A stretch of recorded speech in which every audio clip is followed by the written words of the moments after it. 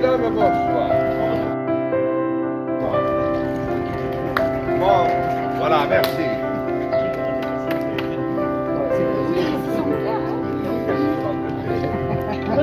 Qu'est-ce que vous faites Ah oui.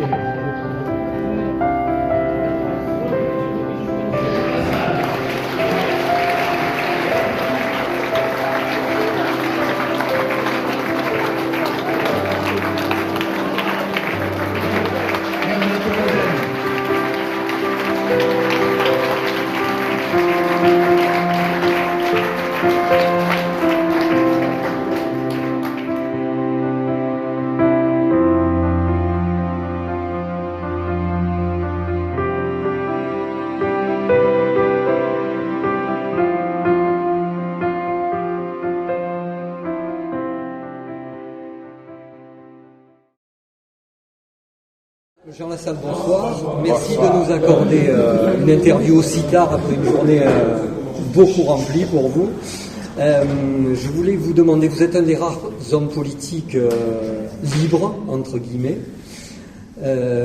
à avoir ouvertement soutenu les Gilets jaunes à l'Assemblée en l'ayant porté.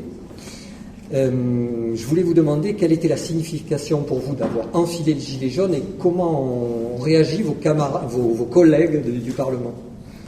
Pour moi, il s'est passé à ce moment-là un moment d'inspiration historique et révolutionnaire dans notre pays, la France. C'est-à-dire que un groupe d'hommes et de femmes ont soudain, venus de nulle part, sortis de nulle part, ouvert les portes de la parole. Et ils ont dit plus en 30 ans que nous, durant cette période où nous n'avions rien dit. Et ils ont fait toucher du doigt aux Français qu'ils ont soutenus jusqu'à 84%, qu'il n'y avait pas que les petites retraites, mais qu'il y avait aussi des hommes et des femmes en âge de responsabilité, qui n'avaient pas de salaire, qui ne pouvaient pas vivre. Et notamment, il y avait des femmes qui élevaient leurs 3 enfants avec rien du tout. Et c'était un grand moment, presque, où des familles se sont retrouvées, des familles qui n'existaient pas, avec un grand-père, avec des petits-fils, avec des mamans qui avaient 35 ou 40 ans. Et ce jour-là, j'ai voulu poser un acte symbolique, parce que l'Assemblée nationale, c'est l'Assemblée nationale, et elle se pique encore d'être révolutionnaire. Donc je considérais qu'il était de mon devoir de rassembler. Parce que ce que faisaient les Gilets jaunes, il m'a semblé qu'ils le faisaient au nom de la patrie tout entière, et que le minimum, c'était de porter cet acte à la maison du peuple. Très bien, merci. Vous dénoncez, je vous cite, un monde qui ne tourne plus rond, un monde où trop d'argent entre trop peu de mains devient une dictature spéculative. Absolument, oui. Quand on lit votre programme des présidentielles de 2017, on retrouve grand nombre des revendications en fait des Gilets jaunes.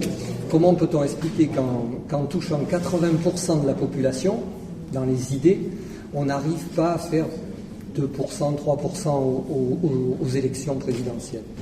D'abord parce que j'ai eu en face de moi une véritable muraille.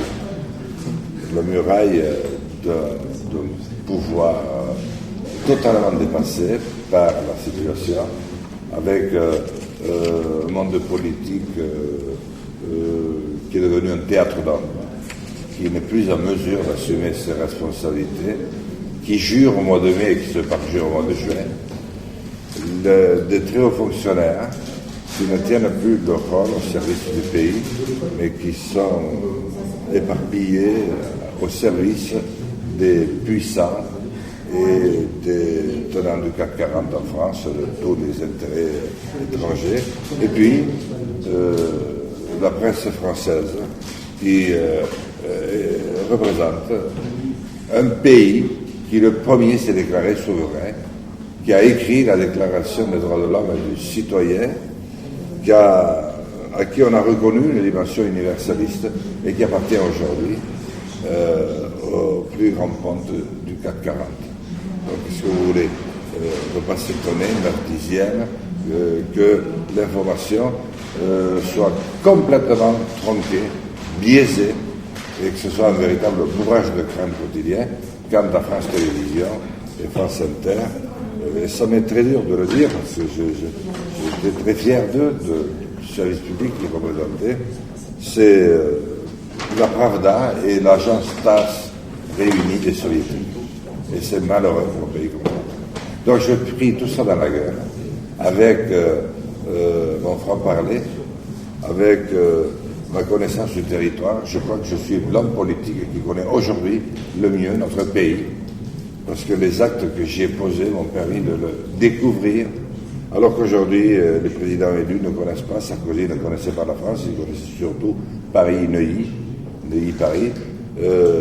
Hollande ne connaissait pas, il a été un petit peu parachuté en Corrèze, et Macron, il connaissait surtout le chemin entre l'ENA, la Banque Rothschild et puis l'Élysée comme secrétaire général adjoint.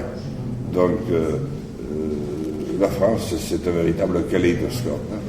La France, c'est un État qui est à la fois un symbole mais un outil. La France, c'est toutes ces provinces chargées de couleurs, d'histoire, de tradition, qui en font un pays extraordinaire, bordé de mers et d'océans, avec des montagnes pile où il faut, et un bassin parisien, un bassin aquitain et un bassin catalan juste là où il le faut. Votre parti s'appelle Résistons. Oui. Dieu sait si nous résistons depuis plus de 6 mois sur les ronds-points et nous subissons une répression très dure, abominable, des gens mis en prison, des gens mutilés, des gens blessés. Comment qualifierez-vous cette répression? La trouvez-vous justifiée? Non, c'est la répression de pays totalitaires. On n'aurait pas de mots assez violents si ça se passait dans une quelconque république d'Amérique du Sud il y a 30 ou 40 ans, ou dans je ne sais quelle autre région du monde.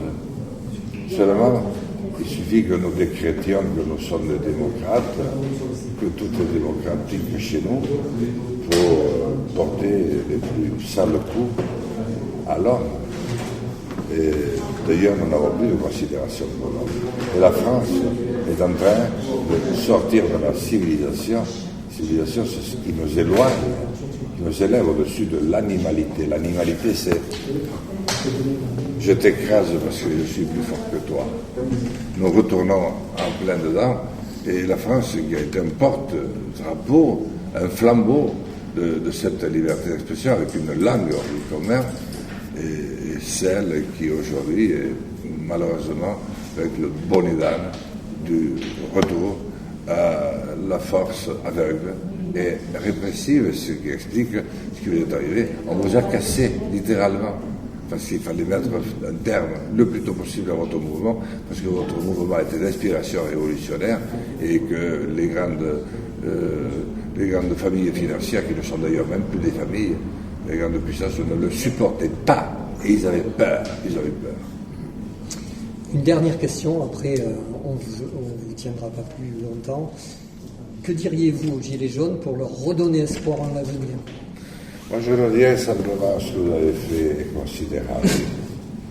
Le faire en si peu de temps, avec si peu de moyens, avec autant d'intelligence, de courage, de constance, et avoir inscrit une couleur jaune soudaine à travers le monde entier. Et l'un des éléments qui a le plus marqué ces 50 dernières années. Donc, continuez à croire en vous. Une grande partie de la population vous soutient plus que vous ne l'imaginez. Et bien, continuez ce que vous savez faire. Vous avez commencé. Ce n'est pas fini. Mais d'autres vont venir à la rescousse. Parce que lorsque quelques-uns ont le courage de commencer à se lever, d'autres se lèvent à leur tour. Et ça fait des majorités. Merci, monsieur Jean-Marcel, merci. Merci à vous.